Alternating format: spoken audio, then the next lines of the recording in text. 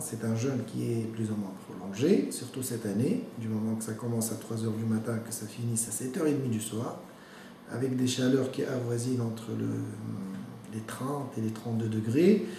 Donc l'être humain est exposé à des pertes liquidiennes beaucoup plus que ce qu'il ne perd normalement en une période hivernale ou printanière, ou même quand il n'est pas pendant le jeûne. Donc forcément, si les pertes sont plus importantes, les besoins sont plus importants en eau. Toutefois, étant vu que c'est Ramadan, donc on n'est pas dans la capacité, dans la possibilité de boire, et de ce fait, donc à ce moment-là, il faut prendre des mesures hygiéno-diététiques qui doivent être assez importantes pour les personnes normales, et notamment pour les diabétiques encore plus en particulier. Alors, l'eau, comment faire pour... On sait que l'eau est indispensable, elle est fondamentale. Toutefois, les besoins pour un être humain normal sont de l'ordre de 1,5 à 2,5 litres par jour. Ce qui ne peut pas compenser, bien sûr, à prendre juste dans une période maintenant qui se situe entre 7h30 et minuit.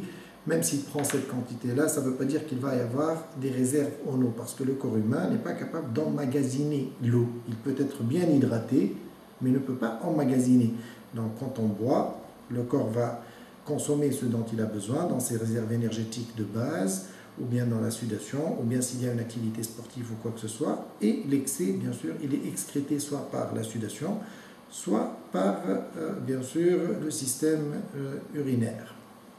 Donc ça, c'est pour le besoin de l'eau en général. Alors, un côté bien particulier, c'est le diabétique, bien sûr, qui fait le jeûne,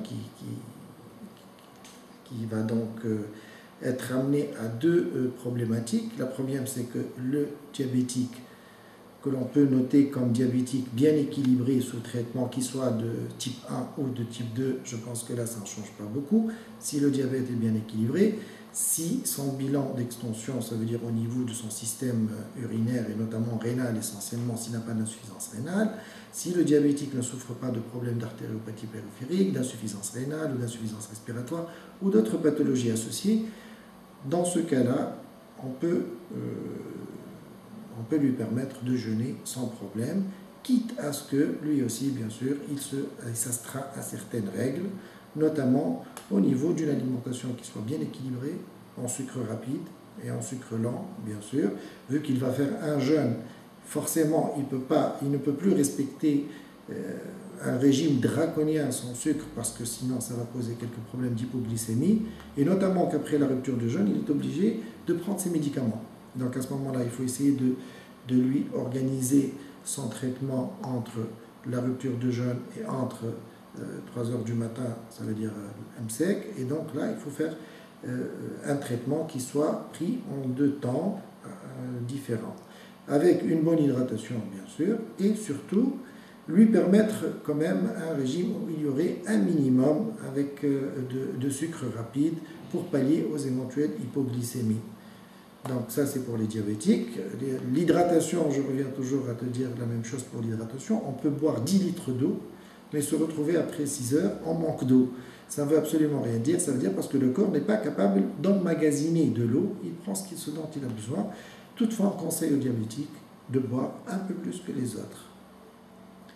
Alors, l'hygiène de vie alimentaire, maintenant, en général, je crois que la question qui se pose, c'est le problème de constipation, notamment, qui devient beaucoup plus fréquent au mois de Ramadan après le jeûne, et qui est inhérent à 2 problèmes essentiels. Le premier, c'est la déshydratation, bien sûr, le manque d'eau, et la deuxième chose, c'est peut-être notre rupture de jeûne qui se fait d'une façon assez agressive pour le tube digestif. Ça veut dire qu'on mange rien, et juste après la rupture de jeûne, on boit, on mange, et on ne s'arrête pas de manger. Et donc là, je pense qu'il faut essayer de faire ça en 2 temps. Faire une rupture de jeûne, ne pas commencer toujours par de l'eau, parce que là, on sait que quand on est en état de jeûne, la vésicule biliaire est remplie de sel et d'acide biliaire qui sont nécessaires pour la digestion. Et quand on va commencer pour manger, donc forcément, ça va se déverser dans le tube digestif. Si on boit beaucoup d'eau avant de manger, donc on va en une sorte nettoyer le tube digestif de ses sels et de ses acides biliaires. Et quand on va manger, donc forcément, il va y avoir une mauvaise digestion. Ici, il y a une mauvaise digestion, donc forcément, on va avoir une activité colique qui va être ralentie, sinon gênée, et donc une constipation qui va s'installer. Donc, mangeons doucement, il faut bien mâcher, manger doucement, prendre son temps pour manger, essayer de manger par intermittence, ne pas boire énormément d'eau avant de manger, et bien mâcher, ça c'est important, comme ça les aliments seront beaucoup plus imprégnés de salive qui intervient elle aussi dans la digestion, et plus la digestion elle est meilleure, et plus donc le système digestif sera plus à l'aise pour lutter contre la constipation.